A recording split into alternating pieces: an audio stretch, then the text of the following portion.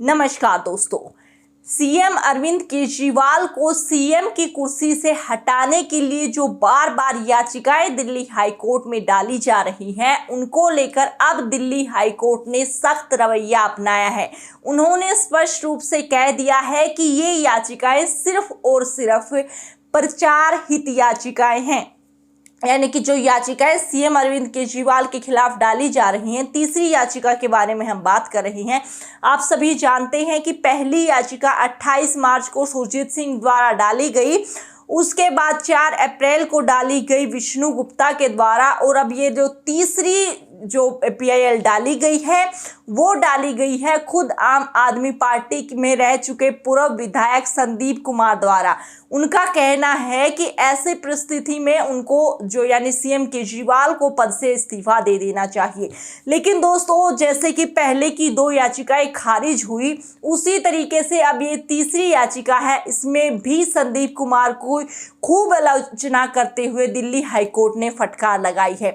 पूरा मामला क्या है हम आपको विस्तार में बताएंगे। सबसे पहले आप अपनी स्क्रीन पर देख सकते हैं कि दिल्ली उच्च न्यायालय ने सोमवार को आम आदमी पार्टी के एक पूर्व विधायक की आलोचना की, जिन्होंने दिल्ली उत्पाद शुल्क नीति घोटाले में जुड़े मनी लॉन्ड्रिंग मामले में ED द्वारा गिरफ्तारी के बाद दिल्ली के मुख्यमंत्री के रूप में अरविंद केजरीवाल को हटाने के लिए अदालत का रुख किया था।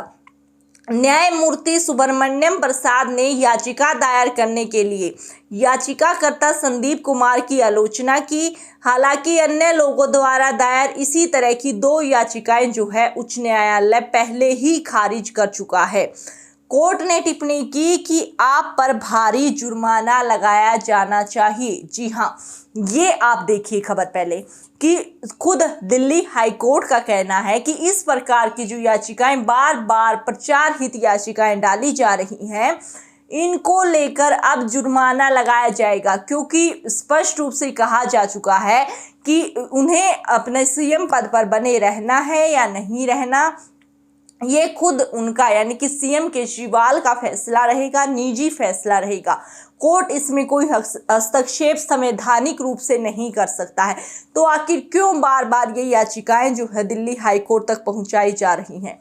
एक तरीके से लोकसभा चुनाव से पहले सीएम अरविंद केजरीवाल को गिरफ्तार किया जाना और उसके बाद सीएम पद से हटाने के लिए जो इतना ज़्यादा दबाव है, ये स्पष्ट रूप से आने वाले लोकसभा चुनाव की गर्माहट को दर्शाता है।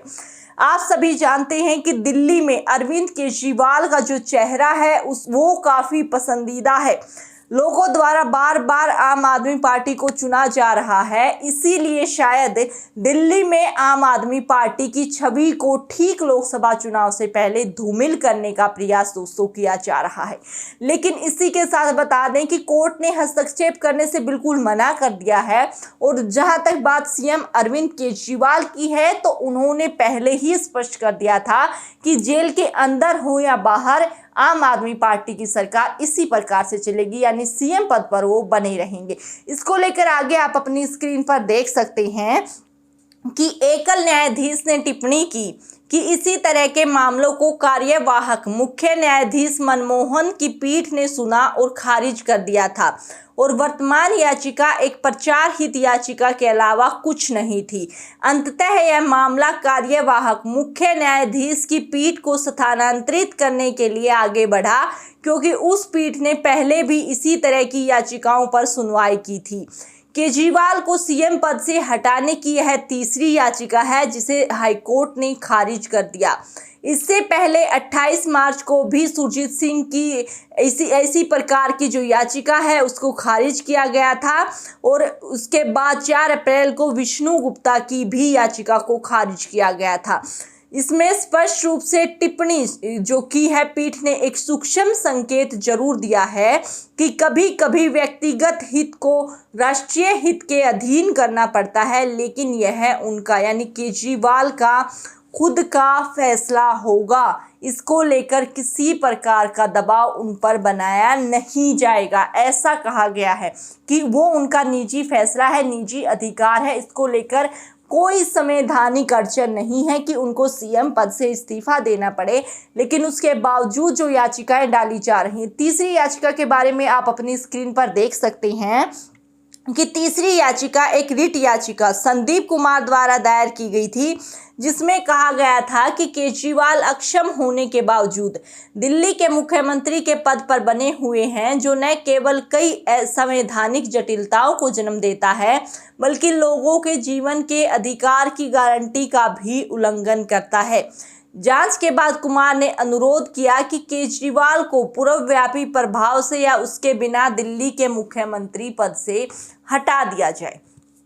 देखिए दोस्तों, स्पष्ट रूप से ये जब दिल्ली हाईकोर्ट कह चुका है कि कोई भी संवैधानिक अड़चन नहीं है, एक बार फैसला दिया जा चुका है, दूसरी याचिका का दिया जा चुका है, लेकिन उसके बाद तीसरी याचिका का डरना ये स्पष्ट रूप से दिखा रहा है कि कहीं न कहीं सीएम अरविंद केजरीवाल और पूरी आम आदमी पार्टी को घेरने का प्रयास ठीक लोकसभा चुनाव से पहले किया जा रहा है, क्योंकि बार बार जो हाईकोर्ट कह रहा है कि इस प्रकार की याचिकाएं सिर्फ प्रचार के लिए की जा रही हैं, इन याचिकाओं का कोई महत्व नहीं है, क्योंकि संवैधानिक रूप से ऐसा नहीं किया जा सकता। तो फिर आखिर क्यों याचिकाएं डाली जा रही है? आपको बता दें कि दिल्ली हाईकोर्ट ने खूब आलोचना करते हुए संदीप कुमार की जो ये याचिका है, इस पर कहा कि किसी भी प्रकार से जो है इसे नहीं माना जा सकता, क्योंकि ये सिर्फ और सिर्फ प्रचार हित याचिका है। एक लोकसभा चुनाव से पहले माहौल बनाने का प्रयास किया जा रहा है ताकि पूरे तरीके से उसका लाभ जो है लोकसभा चुनाव में उठाया जा सके। लेकिन दोस्तों, यहाँ पर ना तो कोई संवैधानिक अड़चन है और ना खुद अरविंद केजरीवाल को कोई समस्या है। वो भी कह चुके हैं कि वो अपनी सरकार जेल के अंदर या बाहर ऐसे ही चलाएंगे, यानी इस्तीफा नहीं देंगे। तो इस प्रकार का ये मामला है जिसमें स्पष्ट रूप से दिल्ली हाईकोर्ट का जो पूरा फैसला है उसने हिला कर रख दिया है यहाँ पर जो अन्य पार्टियां हैं उनको भी और जो सत्ताधारी सरकार है उनको भी, कि अब जो है अरविंद केजरीवाल अपनी मनमर्जी से जब तक चाहे जेल के अंदर भी जो है सीएम पद पर बने रह सकते हैं। और अगर ऐसी ही याचिकाएं बार बार डाली जाती हैं तो याचिकाओं के जो याचिका करता है उनके खिलाफ जुर्माना तक जो है लगाया जा सकता है। तो दोस्तों, ये था पूरा मामला।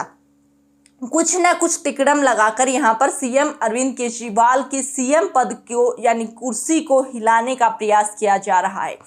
लेकिन आपको इस पूरे मामले पर क्या लगता है, वो अपनी राय हमें जरूर से बताएं, क्योंकि किसी गोदी मीडिया पर आपको किसी गोदी मीडिया न्यूज चैनल पर आपको ये सच्ची एनालाइजिंग सच्ची घटनाएं देखने को नहीं मिलेंगी। सिर्फ आज़ाद और स्वतंत्र पत्रकार ही इन पर बोल पाते हैं। तो हमारी आज़ाद और स्वतंत्र पत्रकारिता को सपोर्ट करने के लिए हमारे चैनल को आप सब्सक्राइब जरूर करें, वीडियो को शेयर करें। आगे आने वाली सभी राजनीतिक गतिविधियों से जुड़े रहने के लिए हमारे साथ बने रहें।